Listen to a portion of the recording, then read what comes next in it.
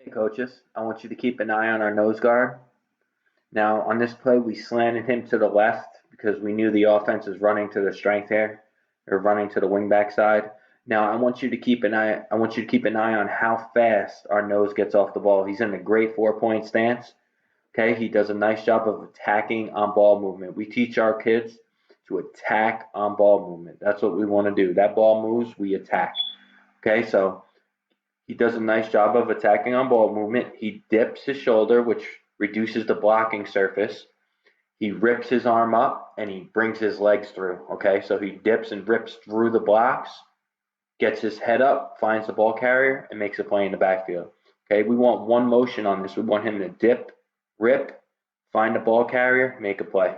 Okay, you don't want him dipping and ripping and taking himself out of the play. We want him to dip, rip, get himself under control, find the ball, make a play. Let's watch this. He gets off the ball so fast that the offense had no shot.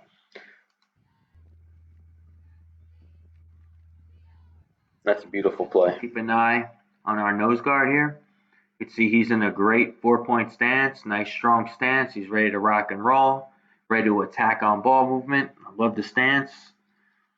Now, on this play, we slanted him to the left. We knew the offense was coming to our left.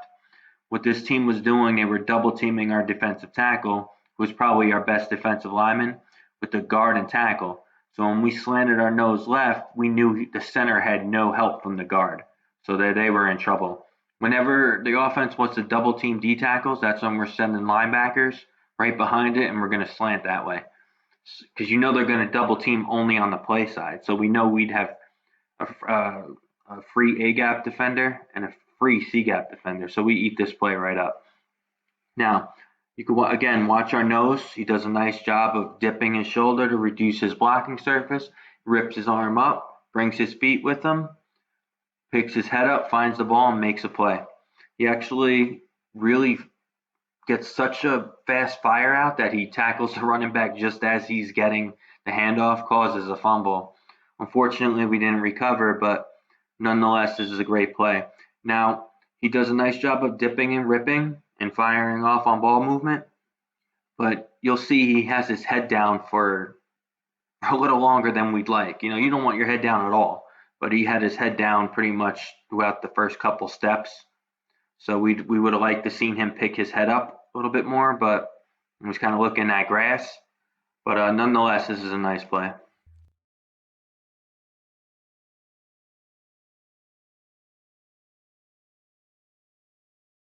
This is the last clip. Let's watch our nose guard. We're going to slant him to the left. We're going to slant him to the strength of their formation. They got a guard, tackle, tight end, and they got two offset backs. Now, we knew this play was going to our left.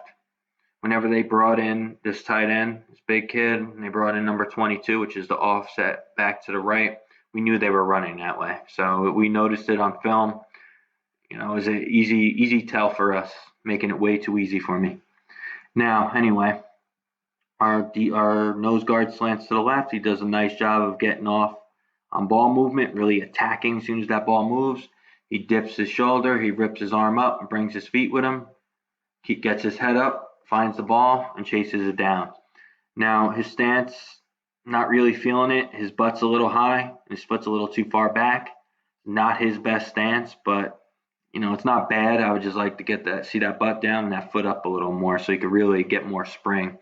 Now, you could see he beats this this center so bad that the center grabs him. This was definitely holding. You know, it wasn't called, but didn't really matter because they lost like 8 yards on the play anyway. But thing to keep in mind too, if you're slanting left,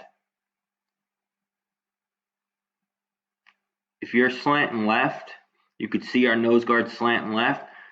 The Mike linebacker's got to get up in the right A gap. Okay, if you're slanting your nose left, the Mike linebacker has to read step right A gap. Okay, so if he's going left, the Mike he's responsible for this A gap.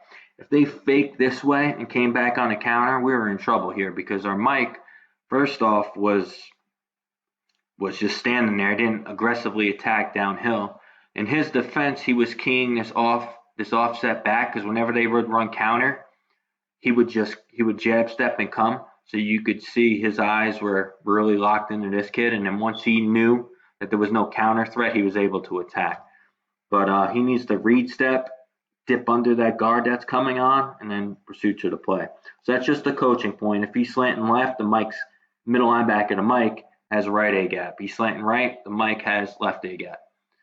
Okay, very, very important coaching point there. But keep an eye on the nose. Just watch him do his thing. See the hold. Doesn't make the play, but still hustles. Great job.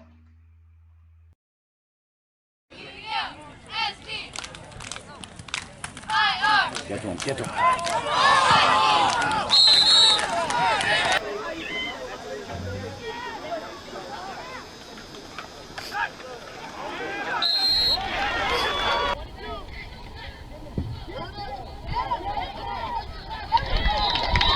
Number 9 on the carry.